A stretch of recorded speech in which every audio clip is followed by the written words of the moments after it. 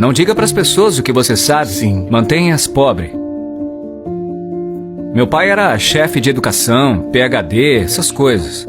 Eu fui para casa e perguntei, por que a gente não aprende sobre dinheiro na escola? Ele me olhou e disse, porque o governo não deseja nos ensinar essa matéria. O governo nos diz o que podemos e o que não podemos ensinar. Aquilo me soou estranho e eu falei, peraí. E aí eu falei, a gente não vai na escola para aprender sobre dinheiro? Ele falou, não, seu trabalho é conseguir um emprego. Então eu falei, mas a gente consegue um trabalho para ganhar dinheiro. E ele, não, só tem que conseguir um trabalho. E eu, não.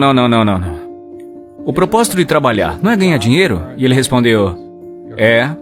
Eu perguntei, por que a gente não aprende sobre dinheiro então e pula a parte do trabalho? Ele virou frustrado e falou, se você quer aprender sobre dinheiro, por que você não pergunta para o pai do seu melhor amigo sobre dinheiro? Era sobre o pai do Mike. Mas por que ele? Ele falou, porque o pai do Mike é um empreendedor. Mas o que o senhor é então? E ele, eu sou empregado do governo.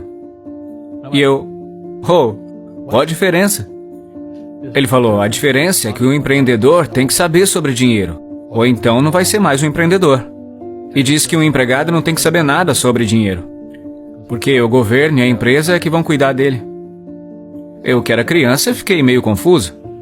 Aí eu só segui o conselho dele. Fui até o escritório do pai do Mike, bati na porta e falei, tô aqui, tenho 9 anos e quero saber sobre dinheiro. Ele só virou e falou, vai embora. E é assim que começou a história do pai rico, pai pobre. E aí, de tanto insistir, meu pai rico acabou concordando em me ensinar sobre dinheiro com uma condição. A condição é que ele nunca me pagaria. Porque no momento em que ele me pagasse, eu ia pensar como empregado. E essa é a armadilha. Empreendedores trabalham para ser livres. E aquilo, no alto dos meus 9 anos, deu um bug na minha cabeça. Ele falou, nunca queira uma folha de cheque, meu filho, entendeu? Ok, entendi. Ele virou e falou, como é que eu ganho dinheiro? Empreendedor pensa bem assim. Então, como que eu aprendo a ganhar dinheiro? Foi aí que ele me mostrou o jogo de tabuleiro Monopoly. Então, ele tinha hotéis, e aí eu fazia as coisas lá pra ele, limpava o chão, pegava bituca, coisinhas pequenas, sabe? E quando eu fiquei mais velho, eu comecei a trabalhar no escritório, no marketing, na contabilidade. Eu era basicamente um aprendiz, mas sempre trabalhando de graça. E aí a maneira como ele me ensinava sobre dinheiro era jogando Monopoly. Até que um dia eu fiquei de saco cheio, virei e falei, quando você vai me ensinar sobre dinheiro? O que você acha que a gente tá fazendo? Eu falei, jogando Monopoly. E ele, não. O que nós estamos fazendo? Jogando Monopoly. O que nós estamos fazendo? Então não sei. E ele, tô te ensinando sobre dinheiro. Por exemplo, você está aprendendo como ter uma casa verde. Então ele falou, tem muitas fórmulas para se ter o sucesso com dinheiro. Tem milhares delas. Mas uma das melhores é jogando Monopoly. E ainda é. 4 casas verdes, um hotel vermelho. Falei, o quê? Ele disse, uma das melhores formas de se adquirir grandes riquezas é jogar o Monopoly na vida real. A cada 4 casas verdes, um hotel vermelho. Eu falei, é isso mesmo? E ele, é isso. Ele perguntou, o que você acha que eu tô fazendo aqui? E eu, não sei. Então ele me levou pra fora e mostrou sua casa verde. E aí se passaram 10 anos, eu já tinha 19, estava numa escola em Nova York. Foi quando eu voltei pro Havaí, meu pai rico já tinha comprado um pedaço de terra maior do que a metade da praia do Waikiki. E ainda hoje, quando você vai à praia de Waikiki, você vê lá o hotel Hyatt Regency. Esse hotel é dele. Assim como no jogo Monopoly. Assim como no Monopoly. Adquiriram os ativos e tornaram eles maiores. Ele apenas manteve o que hoje chamam de assembleia, porque a propriedade não era tão grande naquela hora. Então ele teve que comprar todos os comércios menores. Porque Waikiki era um vilarejo pequeno. Então ele foi lá, comprou um comércio, depois comprou outro. Demorou algum tempo, mas finalmente ele montou esse pedação de propriedade. E depois ele montou o Hyatt, que agora é um hotel gigante. E que depois ele vendeu por 800 milhões de dólares. Então, foi dessa maneira que eu aprendi sobre dinheiro.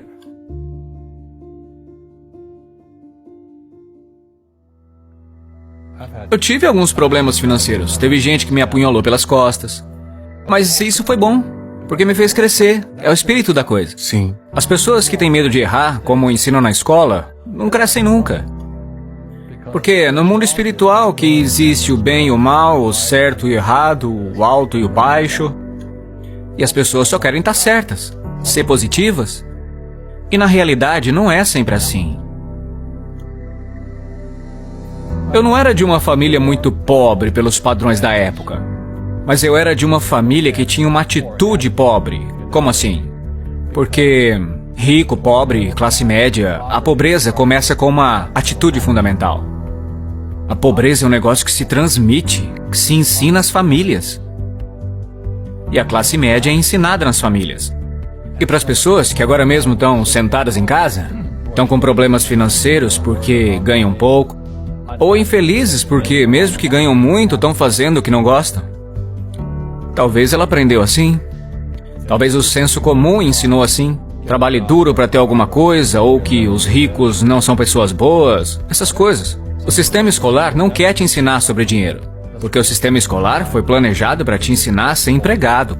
O que é importante, para ter um médico, um advogado, um especialista, mas não sobre dinheiro. A maioria das pessoas carece de conhecimentos reais sobre negócios, como contabilidade, como dívidas ou impostos. Você tem que saber sobre essas coisas, mas na escola, ninguém ensina. Então, quando as pessoas me perguntam como que seu pai rico aprendeu isso?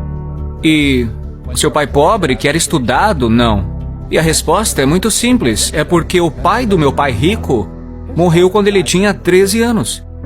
E aí ele se viu com 13 anos tendo que tocar os negócios da família. E para ele ter que deixar a escola por isso, foi uma bênção. Às vezes a bênção vem assim. No começo pode parecer algo de muito ruim, mas depois se torna uma bênção. E logo, seus professores se tornaram seu tesoureiro, seu contador, seu advogado, seu banqueiro, seus agentes imobiliários. Então ele teve o que eu chamo de professores de verdade, não falsos professores de escola.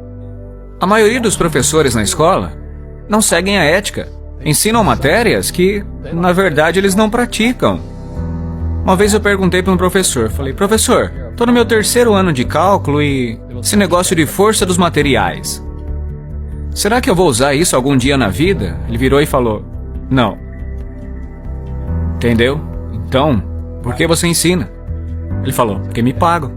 Mas você já usou alguma vez? Não. Então, se eu posso dar um conselho para as pessoas, o que eu quero dizer é, busque professores de verdade mesmo, e não professores de mentira. E um professor falso é aquele que não faz o que ensina. E um professor de verdade faz o que ensina todo dia. Meus contadores, meus advogados estão fazendo isso todo dia. É assim que eu aprendo, com eles resolvendo os problemas dos meus negócios.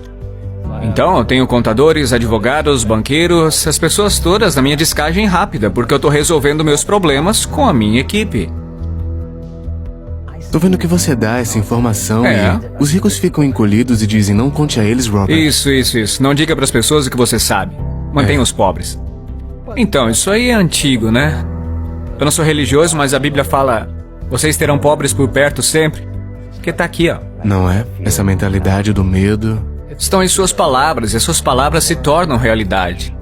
Ok, eu não sou muito religioso, mas quando a pessoa fala não posso, não consigo, ela se afunda. Se torna aquilo que disse. Meu pai formado falava, você acha que dinheiro dá em árvore? Não dá pra comprar isso.